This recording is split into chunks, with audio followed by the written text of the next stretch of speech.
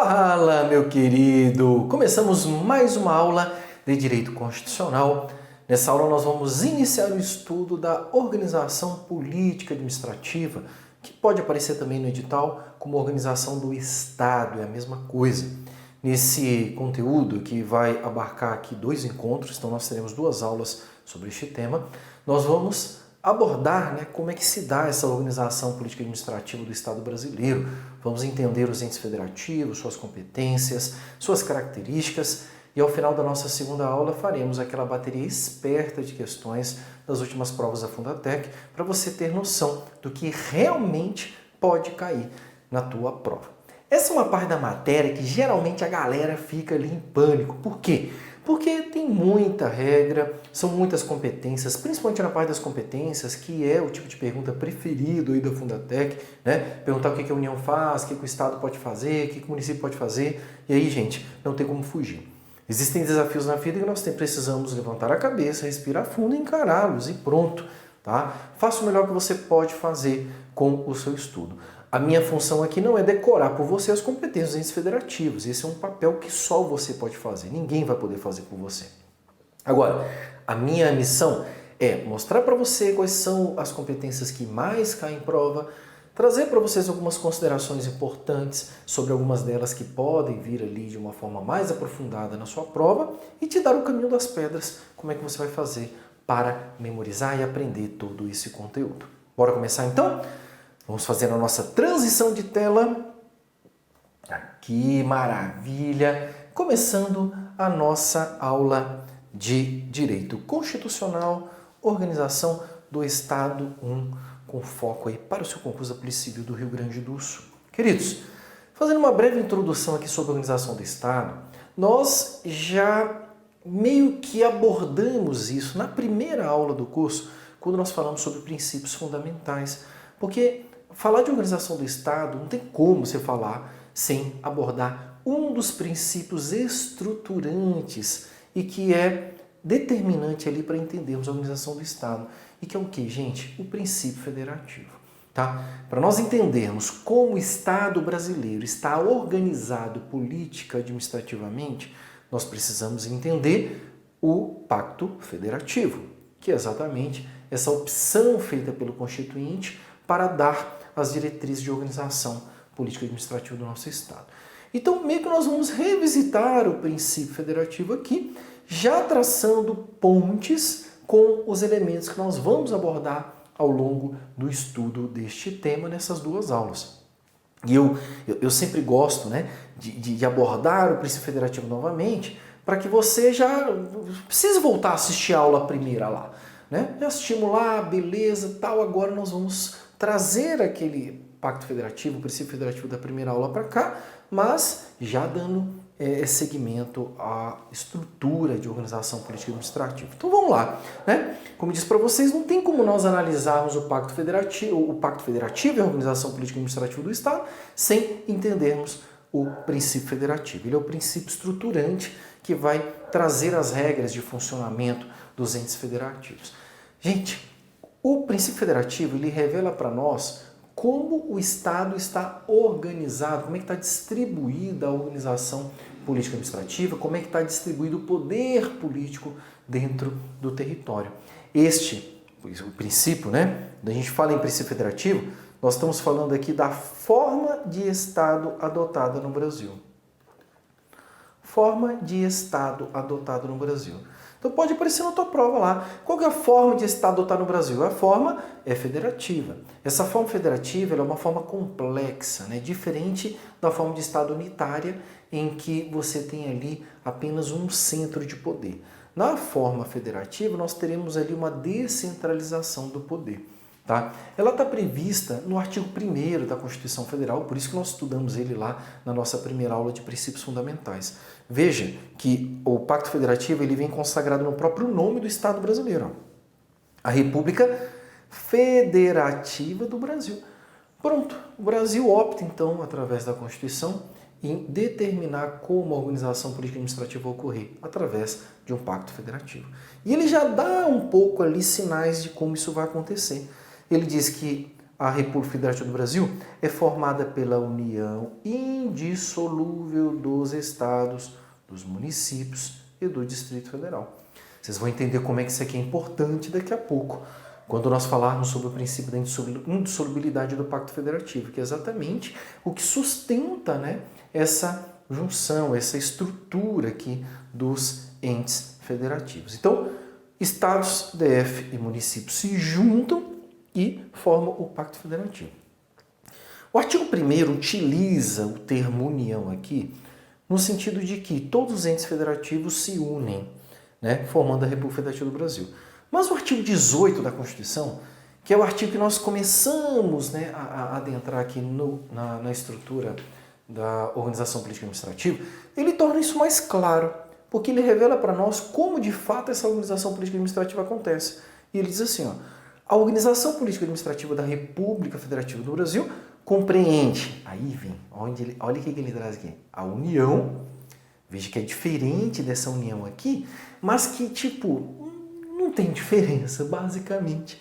Né? Ali no artigo 18 ele já olha mais para a união como ente federativo, ali no artigo 1º ele vai trazer ali algo que vai modificar o status, né, dos estados, município e DF, dizendo que eles vão estar unidos juntos. Então, união, estados, DF e municípios, aqui já focando na estrutura, né, do Pacto Federativo, todos autônomos, muito importante, vamos falar daqui a pouco sobre isso, nos termos desta Constituição. Tá? Portanto, meus queridos, quando a gente pensa em Pacto Federativo Brasileiro, nós precisamos ter em mente que este princípio ele é caracterizado basicamente pela descentralização política. Guarde isso. Isso aqui despenca em prova. Então, descentralização política. Descentralização política significa dizer que o poder político não está centralizado em um só ente, ele está descentralizado, ele está dividido, distribuído em vários entes federativos. E quem são estes entes federativos? São aqueles que o artigo 18 diz ali: União, os estados, o Distrito Federal e os municípios.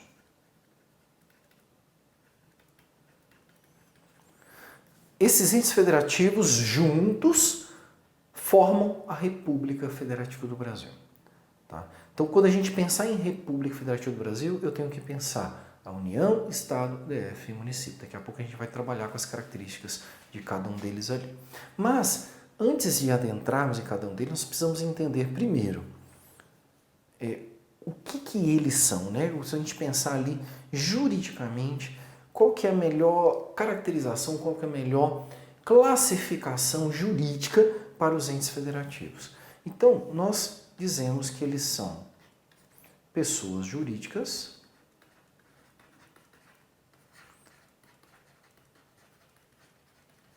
de direito público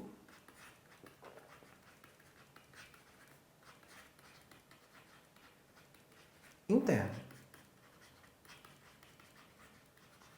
Então, quando a gente pensa em natureza jurídica dos entes federativos, eu preciso olhar para eles como sendo pessoas jurídicas de direito público interno. Por que são pessoas jurídicas? Porque eles têm personalidade jurídica própria. Como não são seres humanos, não podem ser classificados como pessoas físicas. Tá?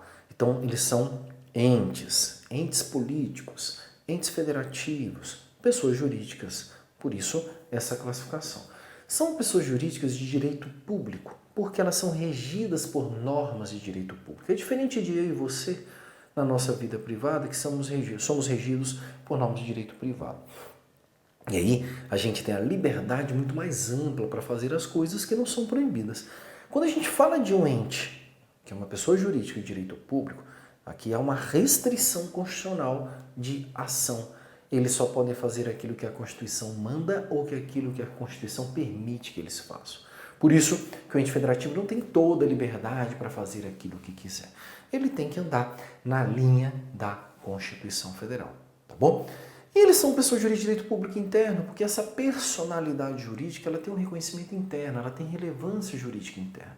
Se você chegar em qualquer outro lugar do mundo e falar assim, eu sou do município de Viamão, o cara não vai entender juridicamente o que significa isso.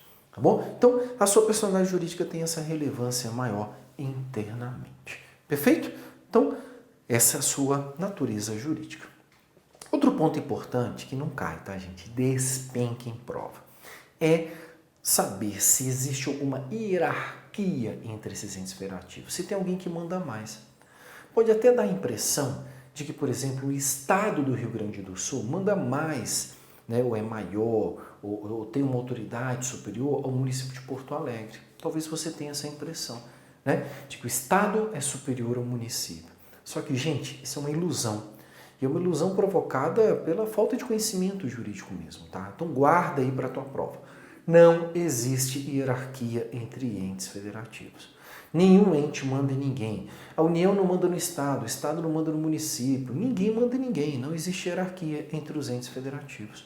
Nós vamos entender, como o próprio artigo 18 deixa muito claro, que cada ente federativo tem a sua própria autonomia. E aí é papel dentro deste pacto que o ente federativo respeite a autonomia do outro ente federativo, sem nenhuma relação de subordinação. Isso aqui é um ponto importantíssimo, porque quando a gente estuda, né, a distribuição das competências, o que a gente vai ver é exatamente a Constituição dizendo que cada ente federativo pode fazer dentro do seu aspecto de autonomia, tá? E não como uma forma ali de subordinação ou como uma forma hierárquica de relação entre esses entes federativos, tá bom? Então, cuidado com isso aqui, que isso aqui é bem interessante e pode aparecer na sua prova. Outro ponto importante que merece a nossa atenção é acerca da forma como o Pacto Federativo foi construído. Entender essa forma vai nos ajudar a entender um pouco sobre essa estrutura. Mas antes, eu preciso trazer para você aqui uma questão que merece a nossa atenção. Quando a gente fala de Pacto Federativo, União, Estado, DF, município, sempre surge ali, em prova principalmente, a figura dos territórios. Território aqui não como espaço geográfico, onde está localizado um determinado ente, mas território aqui como uma pessoa jurídica. Tá? O Brasil hoje não tem território, talvez seja difícil para você enxergar isso de uma forma materializada, mas antigamente tinha. Então a galera mais antiga, como eu, deve lembrar, né? Fernando de Noronha era território, o Acre, Roraima, Amapá, tudo era território, e depois foram transformados com a Constituição de 88 em entes federativos. Tá? Agora, o que seria este território, gente? O território, primeiro, ele não é um ente federativo. Começa por aí. Tá?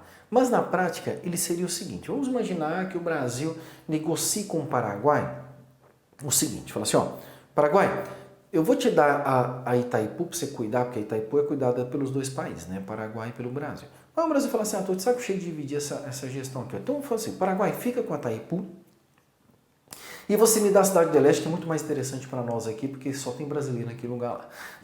Aí manda a Cidade do Leste. E incorpora esse pedaço de terra no território nacional. Eu não sei o que eu vou fazer com esse pedaço de terra. Eu não sei se ele vai ser um município. Eu não sei se ali eu vou constituir um novo estado. Enquanto eu não resolvo o que fazer com aquele pedaço de terra novo que está sendo incorporado ao território nacional, o que eu faço? Crio ali um território. Este território, gente, ele tem sua previsão no artigo 18, também no parágrafo 2º. Ó. Os territórios federais integram a União e sua criação, transformação em Estado ou reintegração ao Estado de origem serão reguladas em lei complementar. Sempre atenção, gente, quando a Constituição falar lei complementar, porque aqui nós temos uma reserva de lei, ou seja, esse tema só pode ser tratado por lei complementar. Tá? Então, se vier na tua prova qualquer outro termo ali, outro tipo de norma jurídica, cuidado, porque é uma pegadinha. Então, o tema território tem que ser regulado por lei complementar. Perceba que ele deixa claro nesse parágrafo aqui que os territórios são federais, eles integram a União. Por isso, gente, território não é ente federativo, porque falta para ele autonomia política como os entes federativos têm. Tá? Território ele tem uma natureza jurídica de autarquia.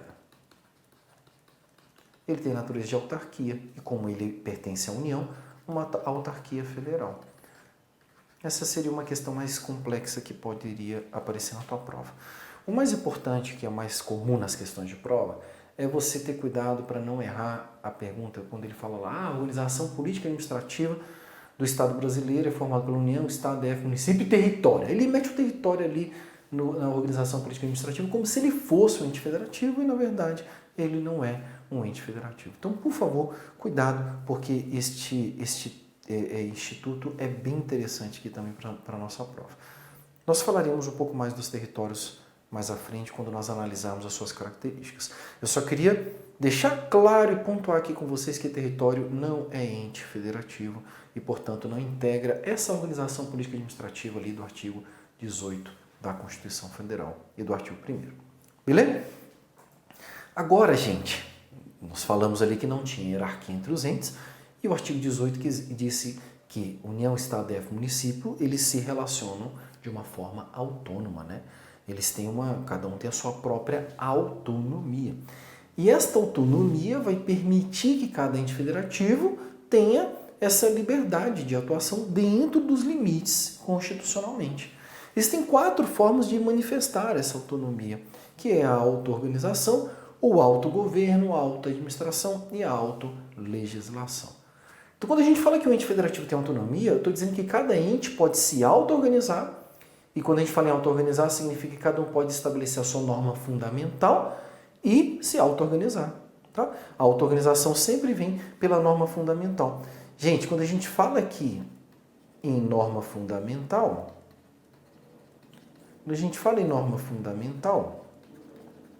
de cada ente federativo, nós estamos falando de quê? Da Constituição Federal, no âmbito da União. Então, a Constituição Federal é a norma fundamental da União. Nós estamos falando das constituições estaduais. Então, cada estado tem a sua própria Constituição estadual. E temos a lei orgânica.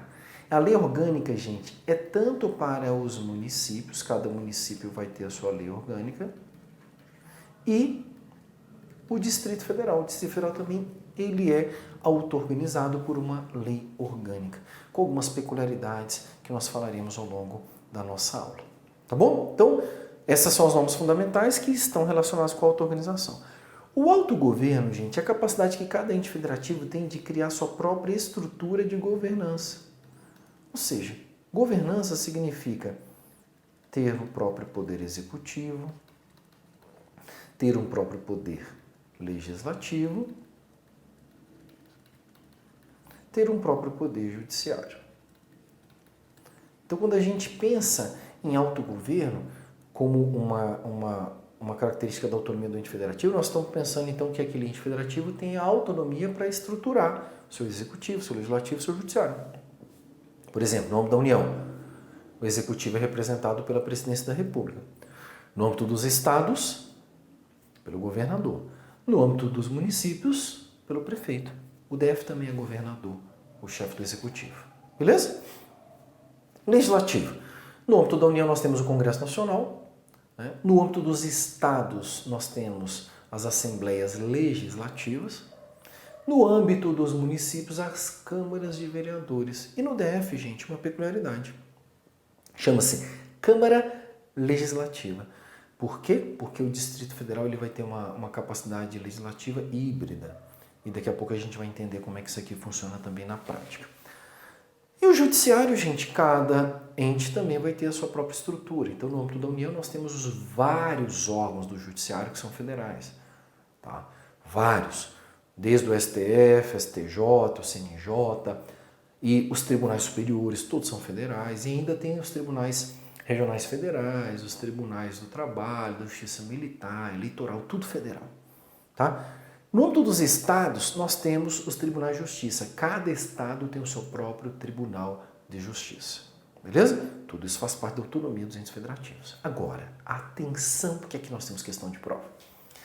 No âmbito dos municípios, a Constituição Federal trouxe uma limitação à autonomia municipal, dizendo que o município não tem autonomia para criar o seu próprio poder judiciário. Portanto, queridos, não existe poder judiciário municipal. Poder judiciário no Brasil ou é federal ou é estadual. Guardou isso aí? Tá?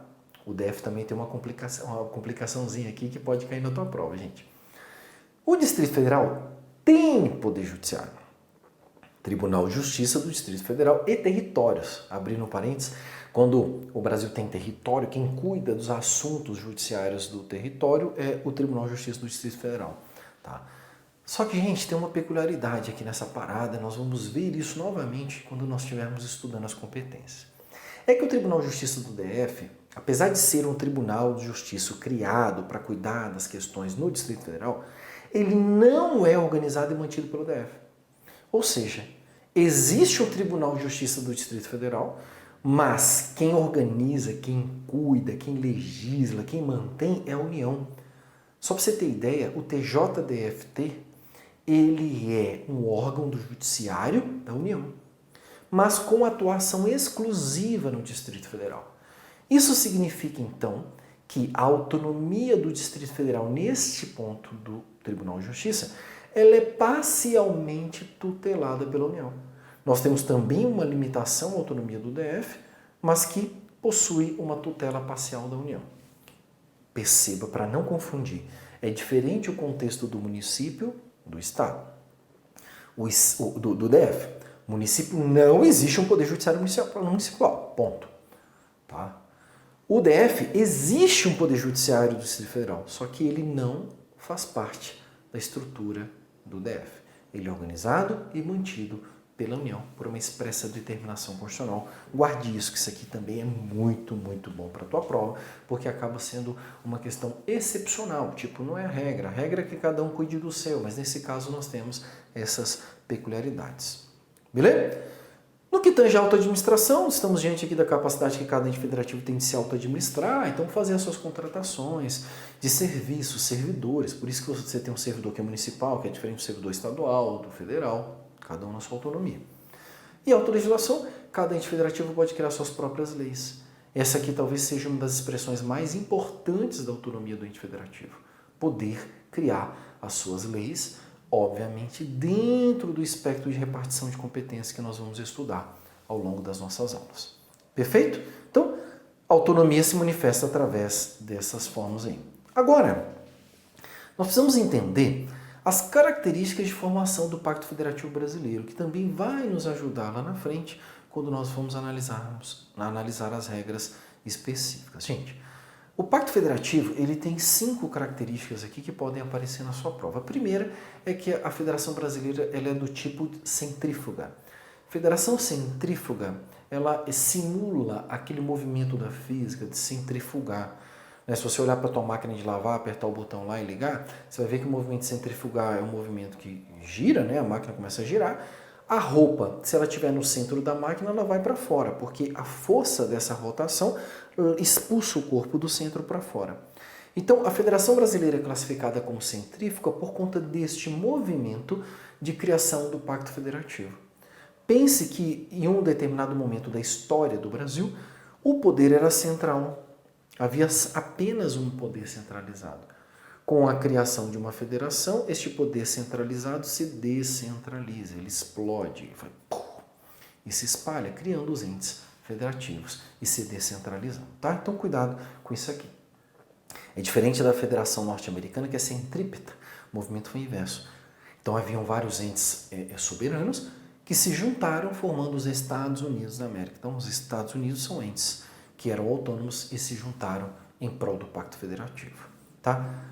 A Federação Brasileira também é por desagregação ou por segregação, tanto faz se aparecer isso na sua prova, que tem a mesma lógica da centrífuga, né? Você tinha um poder central que se desagrega, tá? Que se segregou em vários poderes, né? Aqui a gente está falando de poder político, tá, gente? Que é o poder que o ente federativo tem. Nós temos ainda a Federação Tricotômica. Isso aqui é muito legal, porque quando cai em prova a Federação Tricotômica, muita gente acha que nós estamos falando aqui de 3 poderes, executivo, legislativo e judiciário.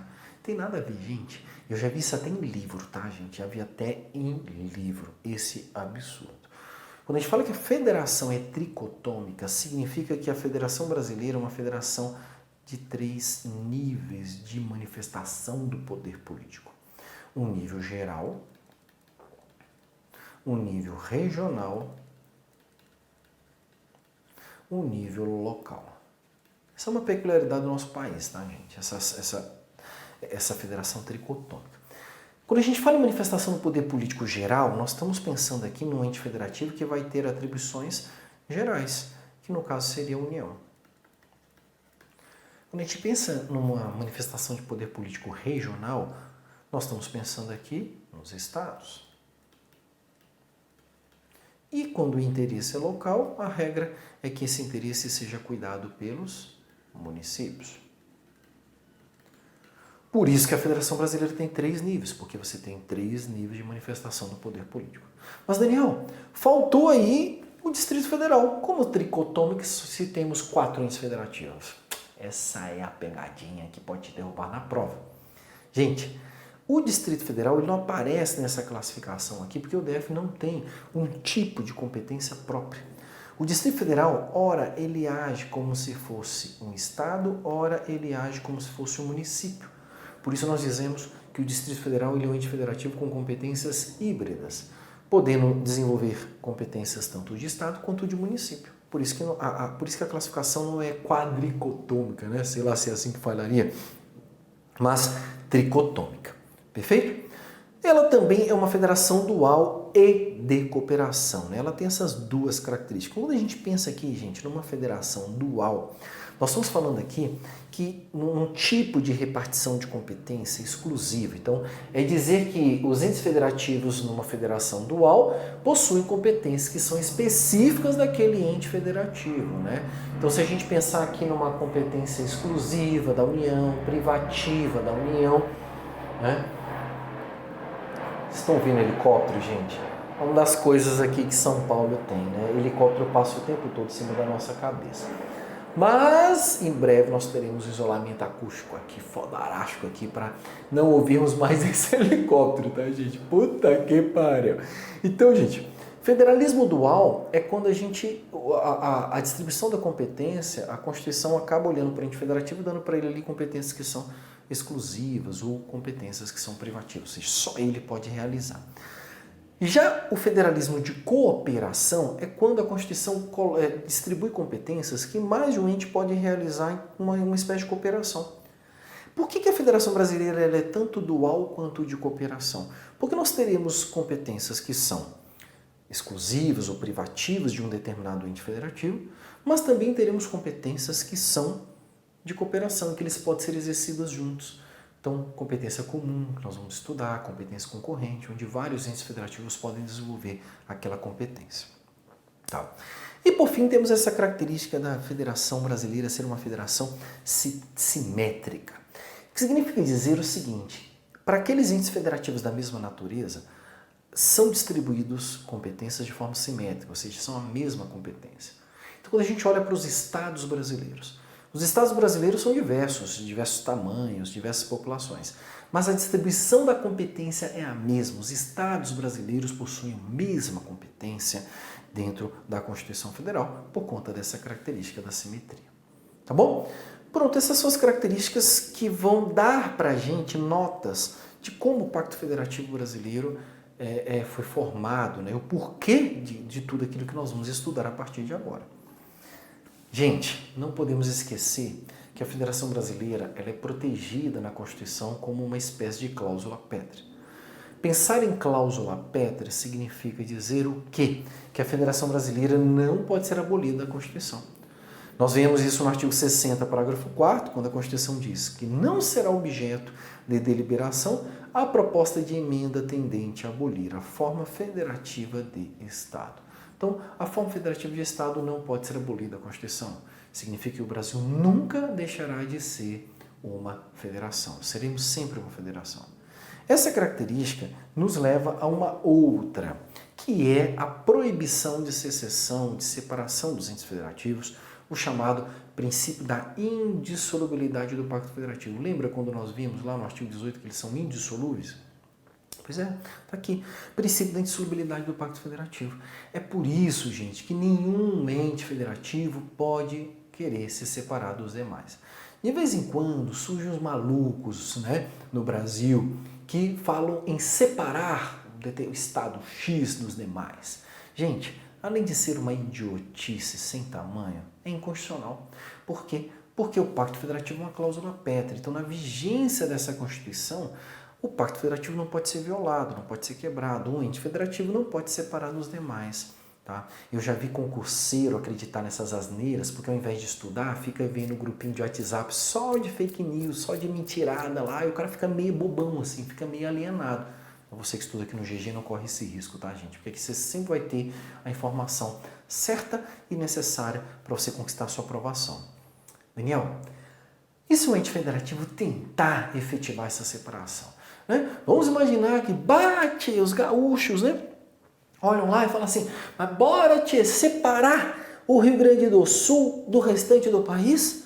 Vamos criar a República Gauchesca Rio-Grandense. E aí vai um monte de gaúcho com as suas bombachas, seus chapelões, o macuia e o chimarrão na mão, fazem um costelão, aquela vala maravilhosa cheia de costelão, se colocam na fronteira e falam, a partir de agora somos uma nação independente. Queridos, se o Rio Grande do Sul tentar fazer isso, ou qualquer outro ente federativo tentar, a Constituição trouxe um mecanismo de proteção do Pacto Federativo, que nós vamos estudar ele na próxima aula, gente, chamado de intervenção federal. A tentativa de quebrar o Pacto Federativo é um dos motivos, uma das razões que ensejam a intervenção federal, nos termos do artigo 34, inciso 1. A União não intervirá nos estados nem no Distrito Federal, exceto para manter a integridade nacional. Essa é a primeira hipótese prevista no artigo 34 que permite uma intervenção. Aí, gente, nós vamos aprofundar isso lá na frente, quando nós estudarmos intervenção nesse nosso curso aqui, tá bom? Agora, o fato de ser o Pacto Federativo uma cláusula pétrea, ele não pode ser abolido, não impede ele de ser modificado. O que significa dizer, gente, que é possível que novos entes federativos sejam criados. É possível a criação de novos estados, é possível a criação de novos territórios. O Brasil não tem território hoje, mas poderia ser criado. É possível a criação de municípios. A Constituição, inclusive, traz isso no artigo 18, como essa criação poderá ser efetivada.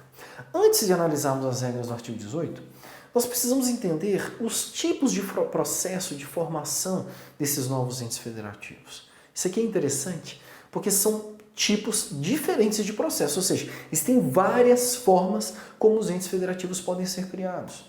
Basicamente, a criação de um ente federativo pode se dar através de uma incorporação, de uma fusão, de uma subdivisão ou cisão, através de um desmembramento, que pode ser tanto desmembramento, anexação ou desmembramento, formação. Para a gente entender e nunca mais esquecer. Gente, uma criação de um ente federativo através do processo de incorporação seria mais ou menos assim. Imaginemos que nós temos aqui um ente federativo A e nós temos aqui um ente federativo B. A incorporação, este B entra dentro de A e aí nós teríamos um ente federativo maiorzão com A e B. Entendeu? Então, é incorporação. Um ente deixa de existir e incorpora-se dentro de outro ente, que já existe e vai continuar existindo sendo aquele ente principal. Tá bom? Então, isso aqui é interessante. O outro processo é por meio da fusão. Gente, a fusão, nós teríamos aqui dois entes federativos, um A e um B. Aí, eles se fundem, criando um terceiro ente federativo, C. Tá? Então, A e B se infundem, criando um terceiro ente federativo, que seria o C. Isso seria uma fusão. Gente, subdivisão ou cisão. Eu tenho um ente federativo aqui, ó, A. Aí, gente, através do processo de subdivisão e cisão, nós vamos criar três entes federativos. Então, o A se transforma em B, em C, em D. O A deixa de existir.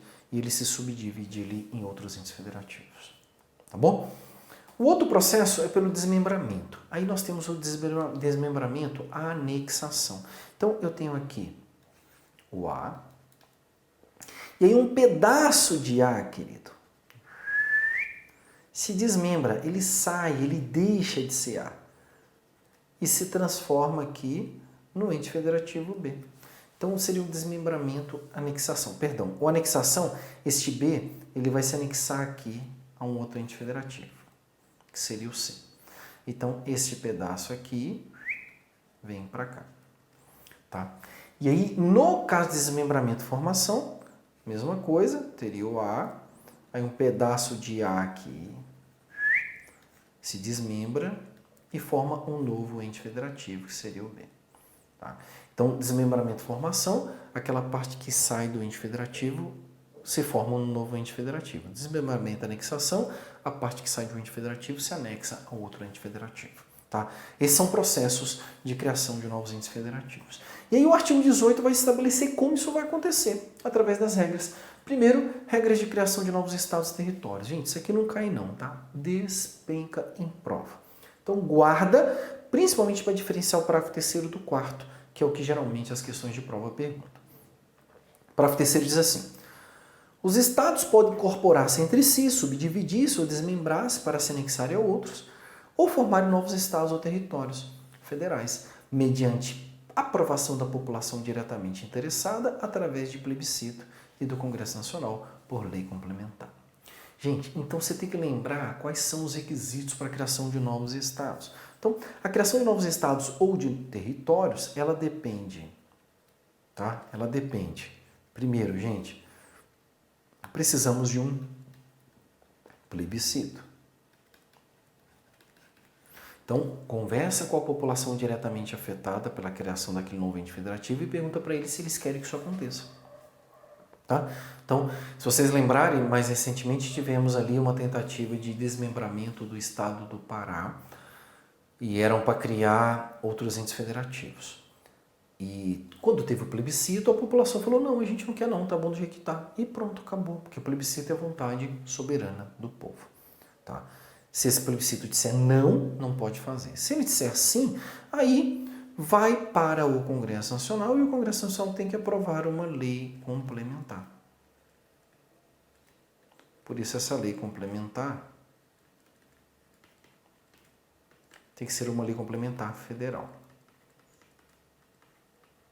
Lei complementar federal, tá? Porque ela é aprovada pelo Congresso Nacional. Então a criação de novos estados ou territórios federais depende primeiro de um plebiscito, população diretamente afetada, segundo, de uma lei complementar federal. A lei que cria é uma lei complementar federal. Perfeito? Grave isso aqui. Agora, criação de novos municípios. Vocês vão ver que os requisitos são um pouco diferentes. Ó. Parágrafo 4º. Por isso que é bom para a prova. A criação, a incorporação, a fusão e o desmembramento de municípios far-se-ão por lei estadual, dentro do período determinado por lei complementar federal, e dependerão de consulta prévia, mediante plebiscito, às populações dos municípios envolvidos, após divulgação dos estudos de viabilidade municipal, apresentados e publicados na forma da lei. Muito mais requisito, não é verdade? Então vamos lá, gente. Primeiro passo para a criação de novos municípios. É preciso, gente, ter uma lei complementar federal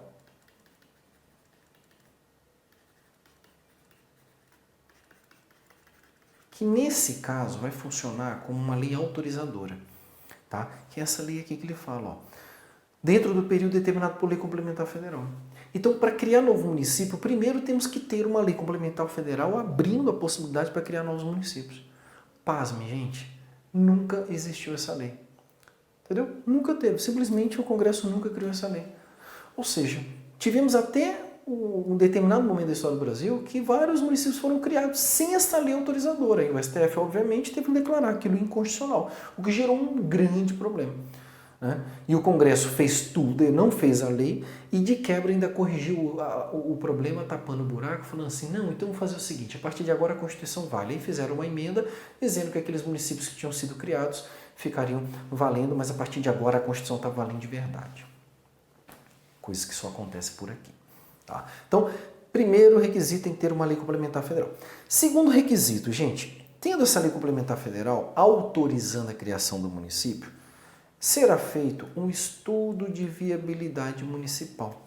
Esse estudo de viabilidade municipal é para ver qual que é a viabilidade que era o município, quanto que vai gastar, qual que vai ser o território, qual que vai ser a população, até onde vai. É isso. Fez o estudo de viabilidade municipal? Gente, convoca o plebiscito. A população vai ter que votar. O plebiscito, decisão soberana, a população vai votar, tá?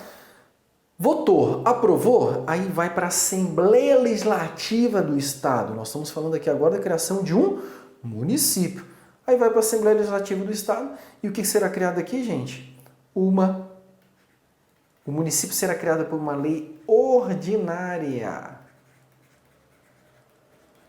estadual. Então, cuidado com isso em prova.